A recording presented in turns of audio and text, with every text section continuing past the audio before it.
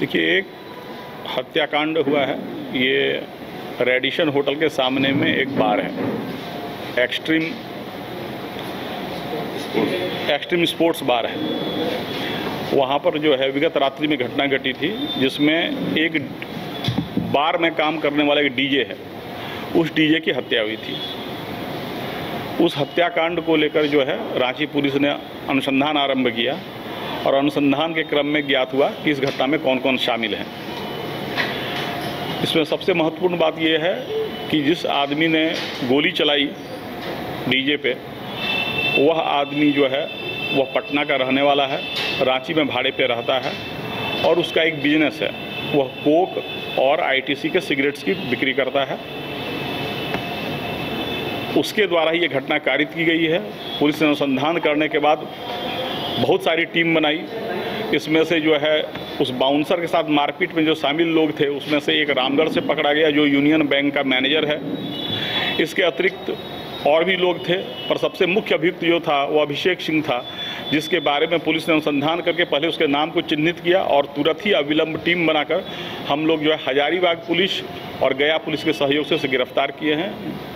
गया के अलीपुर थाना क्षेत्र में से इस गिरफ्तारी में, इस उद्भेदन में जो है हजारीबाग पुलिस और गया पुलिस ने भी काफ़ी सहयोग किया।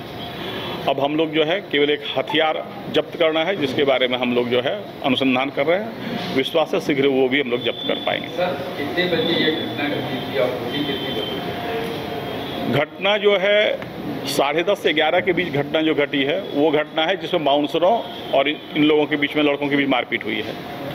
और उसके बाद घटना जो घटी लगभग रात 1:20 के आसपास घटी। सर, किस मामले को लेकर विवाद हुआ?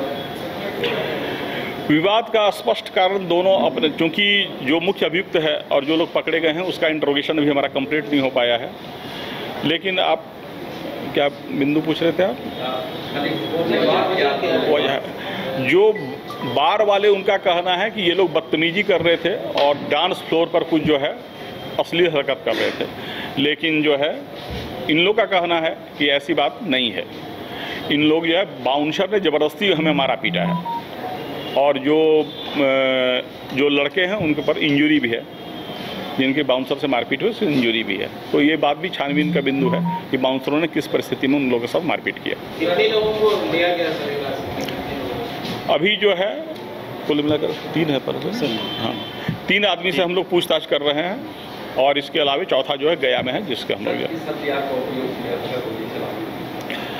हथियार के बारे में जो है जिनको हम लोग गया में अरेस्ट किए हैं, वो जब आ जाएंगे तब वो उसका क्या मेक था, किस कंपनी का था, सारा बात वो बताएंगे। जो देखने से जो सीसीटीवी फुटेज में दिख रहा है वो एक राइफल की तरह दिख रहा है, जिसमें एक जो है बाइनोकुलर लगा हुआ है। अभी हम लोग हथियार किस क्वालिटी का था, क्या था, नहीं पता हमें, लेकिन उनके घर पर जब हम लोग सर्च किए हैं तो जो है असम का बना हुआ 2 लाइसेंस हम लोग को मिला है, जो असम के लिए वैलिड दिख रहा है कागज़ से। तो ये हम लोग को, पुलिस पदाधिकारी को ये परेशानी हर बार झेलनी पड़ती है। कई बार हम लोग जो है नागालैंड या असम की तरफ से बहुत सारे लाइसेंस देखते हैं, जो लाइसेंस वस्तुतः फर्जी होते हैं। तो हम लोग जो है इस बात का छानबीन कर रहे हैं कि असली में ये हथियार का लाइसेंस कहाँ से आया और कैसे ये रांची पहुँचा, इन सब के बारे में हम लोग छानबीन कर रहे हैं। जैसे हम लोग निष्कर्ष पर पहुँचेंगे तो हम लोग प्रेस को बताएंगे। सर, गाड़ी उस समय थी जो सीसीटीवी फुटेज में आया है? नहीं, उसमें जो है जिसमें आप इसमें देखें, जिसमें घटना घटी है पूरा सड़क जो है वो सुनसान है, पर फायरिंग की जब आवाज़ आती है तो जो पुलिस की गश्ती गाड़ी है, यूजुअली जब आप फायरिंग की आवाज़ सुनते हैं तो उसका डायरेक्शन आइडेंटिफाई करने में आपको समय लगता है।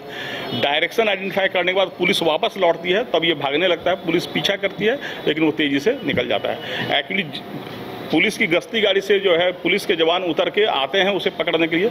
जब भागता है तो वापस जिप्सी में आने में इन्हें टाइम लगता है और इस बीच का वो फ़ायदा उठाकर वो भाग जाता है।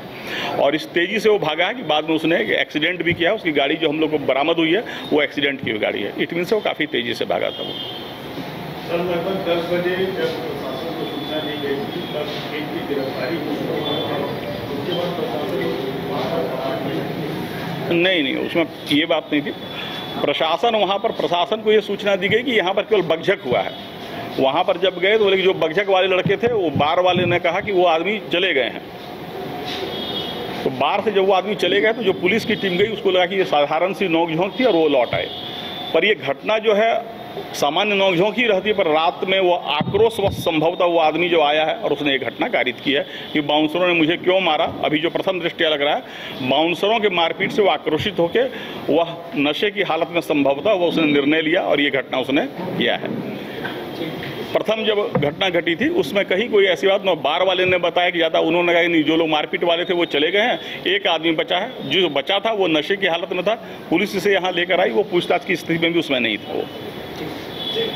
सर लेकिन एक सवाल है, जो बात देर रात तक हो जाती है, इस पर किस तरह से देखिए अभी हम लोग जो है राइट नाउ इस केस के इन्वेस्टिगेशन में हम लोग जुटे हुए थे, तो अभी उस बिंदु पर अभी हम लोग फोकस नहीं किए हैं। पहला तो यह पता करेंगे कि उसके पास बार के पास क्या टाइमिंग थी, क्या उस टाइमिंग के बाद भी बार खुला था या नहीं था, और एक जो बिंदु है कि भाई बाउंसरों ने मारपीट क्यों की। अगर आपके साथ किसी कोई बदमाशी कर रहा है तो आप बेतहासा मारपीट नहीं कर सकते, तो यह बिंदु भी छानबीन का है। तो बार को कैसे रेगुलेट करना है और बार में अगर कोई गलत गतिविधि है उसको कैसे रोकना है, इसके लिए भी रांची पुलिस सीरियस स्टेप्स लेगी। एलीट इंस्टीट्यूट, अगर आपके अंदर चाह है तो एलीट आपकी राह है। IIT हो या मेडिकल, आप चाहते हैं अपने आप को उत्कृष्ट दिखाना, आप चाहते हैं खुद को एक IITian के रूप में दिखना या मेडिकल के क्षेत्र में आगे बढ़ना, तो एलीट आपके लिए एक बहुत बड़ी ताकत के साथ आपके सामने है। आइए, खुलिए, बढ़िए, पहुंचिए। Elite institute.